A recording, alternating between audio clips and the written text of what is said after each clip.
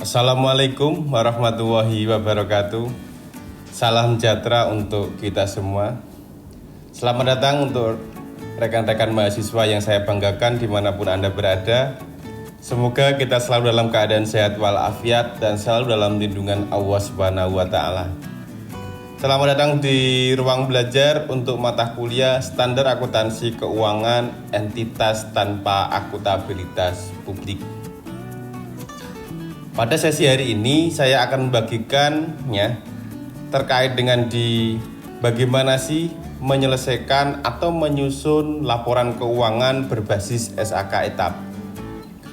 Maka dari itu untuk pokok bahasan pada sesi kali ini yaitu dalam praktik penyusunan laporan keuangan berbasis SAK etap. Nanti akan ada beberapa hal yang akan dibahas. Yang pertama adalah entry jurnal berbasis SAK etap. Yang kedua ada posting atau memproses buku besar berbasis SAK etap.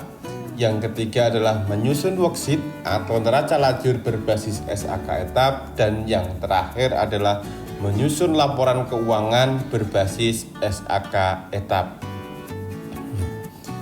Jadi tujuan pembelajaran kita untuk di pokok bahasan ini, jadi kita tahu bahwa kegiatan pembelajaran terutama dalam praktik menyusun laporan keuangan itu tidak lepas dari output ataupun lulusan akuntansi. Di mana output atau lulusan akuntansi itu paling tidak harus mampu melakukan pekerjaan di bidang akuntansi. Baik pada perusahaan atau entitas jasa ataupun dagang, baik berskala kecil ataupun entitas tanpa akuntabilitas publik yang sesuai dengan prinsip akuntansi berlaku umum dan relevan di bidang akuntansi. Melalui apa? Melalui pengidentifikasian data dan pemilihan metode sesuai dengan yang didukung dengan kemampuan bidang akuntansi. Itu adalah di tujuan pembelajaran kita. Jadi itu semua adalah dicapai untuk dalam rangka mencapai kompetensi dari mahasiswa akuntansi. Karena kita tahu kompeten itu sendiri, jadi kemampuan dan kewenangan yang dimiliki oleh seseorang itu kompeten. Jadi kemampuan dan kewenangan yang dimiliki oleh seseorang untuk melakukan suatu pekerjaan yang didasari oleh pengetahuan, keterampilan, dan sikap sesuai dengan unjuk kerja yang ditetapkan. Itu kalau secara umum definisi dari kompeten. Jadi, lalu apa sih sebenarnya perbandingan antara pengembangan kompetensi dengan legalitas atau sertifikat di kompetensi? Jadi kalau kita belajar dalam sebuah perguruan tinggi atau dalam formal jadi pendidikan itu adalah membangun kompetensi.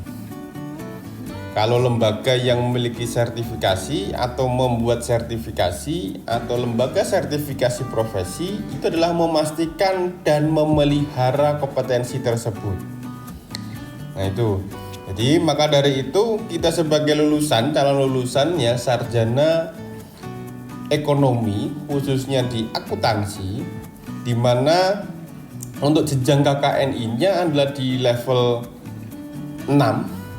Level 6. Jadi di atasnya atau level ahli. Level 6 itu berarti di atasnya bisa teknisi atau analis. Analis. Maka kita harus mampu untuk menyediakan di laporan keuangan berbasis SAK etap. Sedangkan untuk capaian pembelajaran kita untuk di pokok bahasan ini, jadi dalam 4 sesi nanti Jadi yang pertama itu adalah mampu memproses entry jurnal berbasis SAK etap. Itu yang pertama. Yang kedua, mampu memproses buku besar ataupun posting berbasis SAK etap.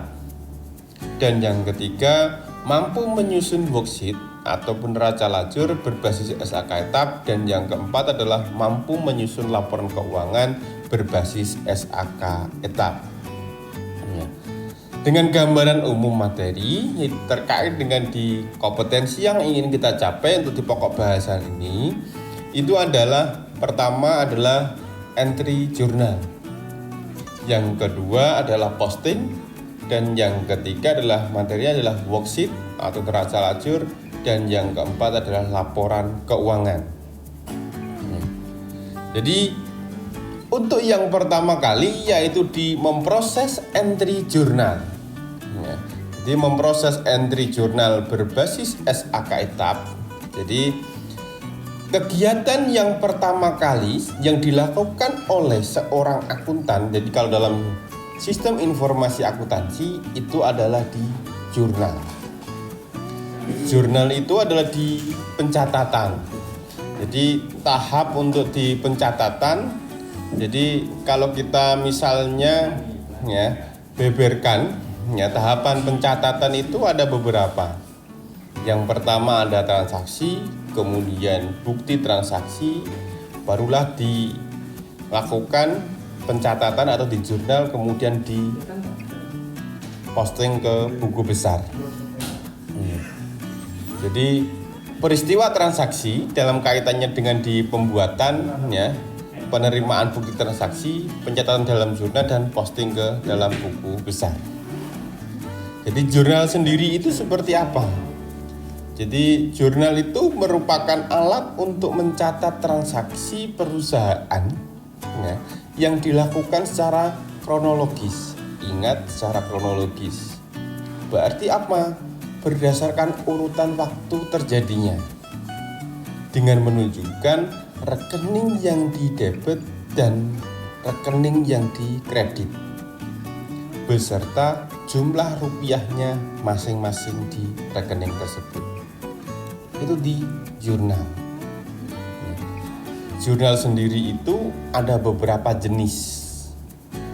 Secara umum biasanya ada jurnal khusus. Jadi sales jurnal atau jurnal penjualan, purchase jurnal, jurnal pembelian, cash receipt jurnal atau jurnal penerimaan kas, cash payment jurnal ataupun jurnal pengeluaran kas, dan memorial jurnal. Itu di jenis jurnal diantaranya. Jadi mengapa sih jurnal itu kok dipecah menjadi beberapa jenis jurnal? Mulai ada sales jurnal, purchase jurnal, sampai dengan memorial jurnal. Jadi tujuannya kenapa dipecah? Itu yang pertama adalah untuk mengumpulkan dan menggolongkan transaksi yang sama, yang frekuensinya tinggi. Jadi mengumpulkan serta menggolongkan seluruh transaksi yang sama, dan hal tersebut frekuensinya tinggi pada entitas tersebut. Yang kedua adalah mengurangi pekerjaan pembukuan ke dalam buku besar. Jadi kalau ada di masing-masing jurnal akan lebih mudah untuk penyediaan informasi. Dan yang ketiga, akan memudahkan apabila penjurnalan itu dilakukan oleh beberapa orang. Terkait dengan pengendalian, misalnya hanya satu orang yang boleh untuk menginput jurnal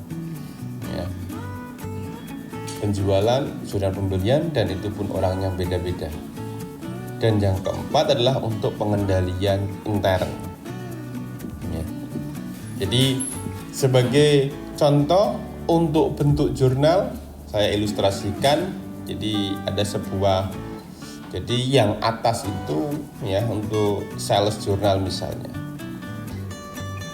Jadi ada beberapa informasi yang harus ditampilkan. Yang pertama adalah nama dari entitas tersebut. Di bawah nama kemudian judul dari jurnal. Setelah judul dari jurnal kemudian periode untuk jurnal tersebut. Di samping itu juga dikasih halaman di atas. Kemudian informasi apa saja yang disajikan di jurnal, misalnya di sales jurnal. Pertama, date atau tanggal, kolom pertama. Kolom kedua ada nomor dokumen. Kolom ketiga ada description. Kemudian kolom selanjutnya ada referensi.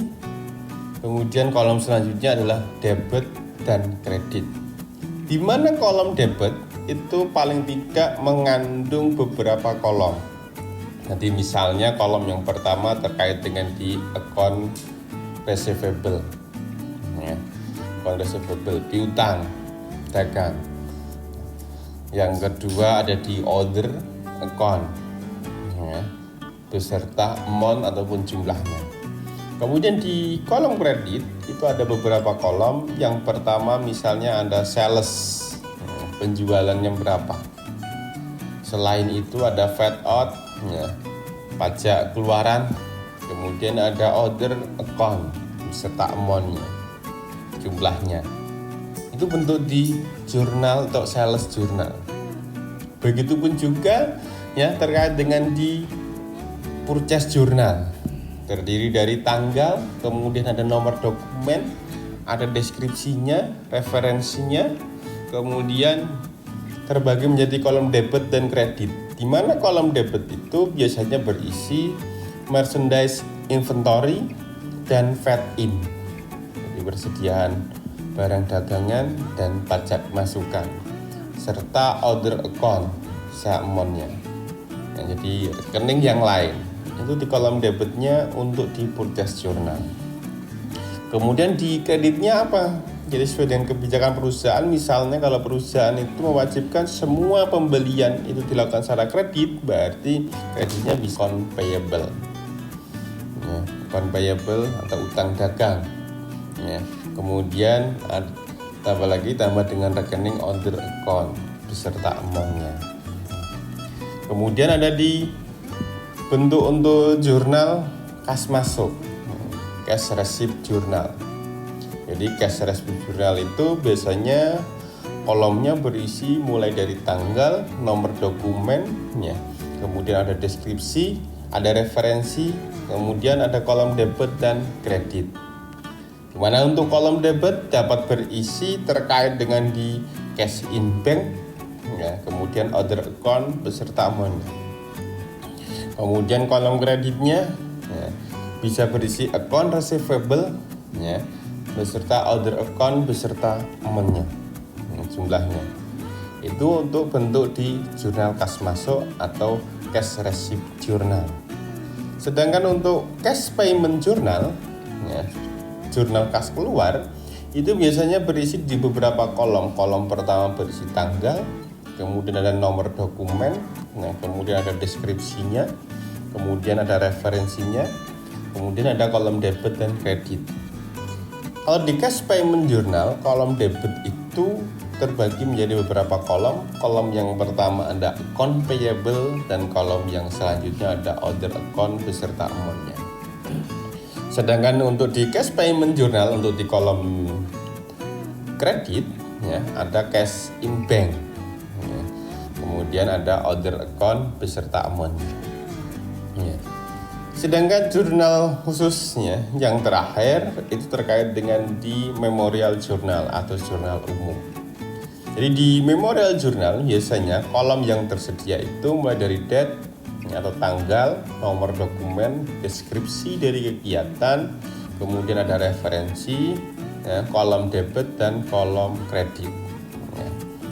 Itu adalah terkait dengan di bentuk jurnal umum, ya, secara umum, ya.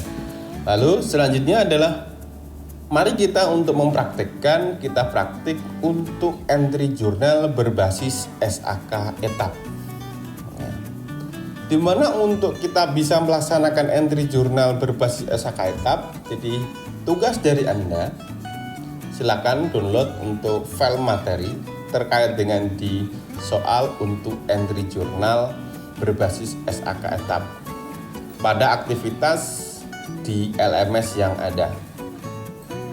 Kasus yang tersedia adalah kasusnya PT Aldenio. Silahkan dibaca baik-baik, ya. Dengan waktu kurang lebih estimasinya adalah di 30 menit. Ya. Setelah Anda download, Anda baca, kemudian nanti kita lanjut untuk mendengarkan ataupun melihat video nanti akan saya tampilkan di aktivitas berikutnya. Ya. Demikian untuk di sesi penjelasan terkait dengan di awal penyusunan untuk laporan keuangan berbasis SAK etap. Ya, silakan dibaca materinya, nanti kita lanjut di sesi berikutnya. Dan saya akhiri. Wassalamualaikum warahmatullahi wabarakatuh.